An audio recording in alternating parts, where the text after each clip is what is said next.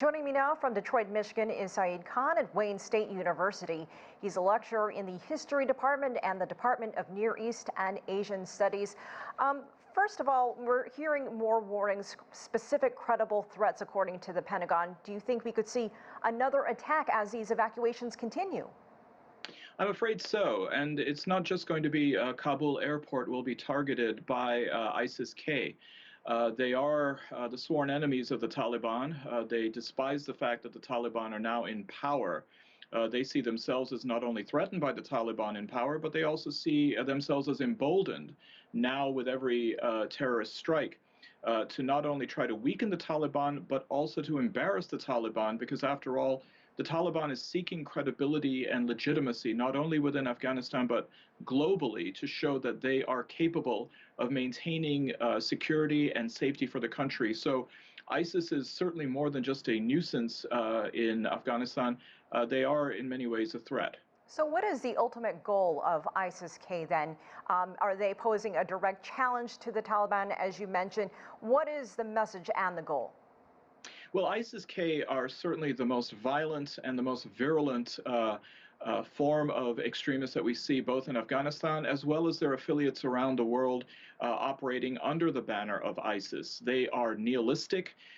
They, on the one hand, claim as though they are seeking a caliphate, a sort of global Muslim state, which they would preside over, but at the same time, their sense of destruction does not discriminate against Muslim or non-Muslim. Some of their biggest targets, even in Afghanistan, have been fellow Muslims who may belong to a different denomination. They have certainly targeted the Shia community in Afghanistan. So the idea that they are looking to come into power and can unify the country, of course, is really a fallacy. So then how does the Taliban deal with ISIS inside of Afghanistan?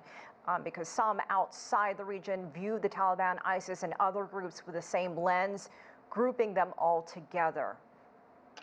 And this is probably one of the biggest errors that people are making, that they are lumping in various groups, whether it is ISIS-K, Al-Qaeda, the Haqqani network, or the Taliban under one big umbrella of Islamic extremism. They are not identical. They have different ideologies, they have different purposes, and they have different missions. What will most likely happen then is some very strange and ironic alliances will form. Now, the Taliban already have an alliance with the Haqqani network. In fact, they have given the Haqqani network the task of security of Kabul. And so there's a lot of question about whether the Haqqani network was a little bit inept in being able to provide that at Kabul airport and ushering in fact, the ISIS attack of a few days ago.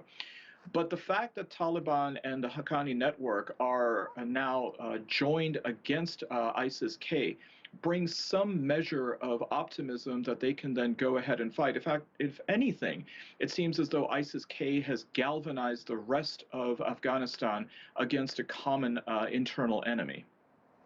Well, what does this mean then for Afghanistan's regional neighbors who are concerned about the security issue once the U.S. leaves? And then what does this also mean for global counterterrorism? Well, as far as the regional neighbors of Afghanistan go, again, it seems as though ISIS-K is a galvanizing force. This may be the component which then brings Iran and Pakistan and China together to try to form strategies to then try to neutralize and even defeat ISIS-K.